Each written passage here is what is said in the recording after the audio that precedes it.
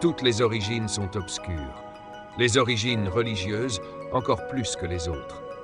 Produit des instincts les plus spontanés de la nature humaine, les religions ne se rappellent pas plus leur enfance que l'adulte ne se rappelle l'histoire de son premier âge et les phases successives du développement de sa conscience.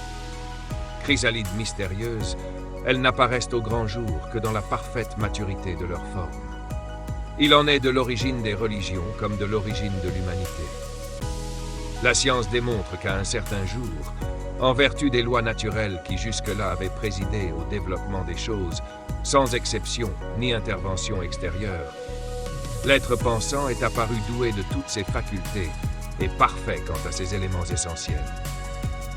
Et pourtant, vouloir expliquer l'apparition de l'homme sur la Terre par les lois qui régissent les phénomènes de notre globe depuis que la nature a cessé de créer, ce serait ouvrir la porte à de si extravagantes imaginations que pas un esprit sérieux ne voudrait s'y arrêter un instant.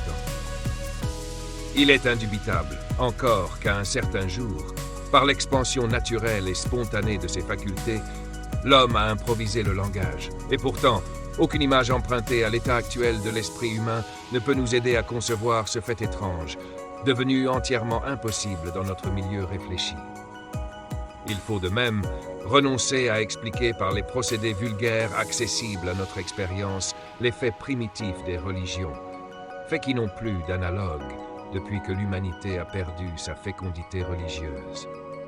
En face de l'impuissance de la raison réfléchie à fonder la croyance et à la discipliner, comment ne reconnaîtrions-nous pas la force cachée qui à certains moments pénètre et vivifie les entrailles de l'humanité?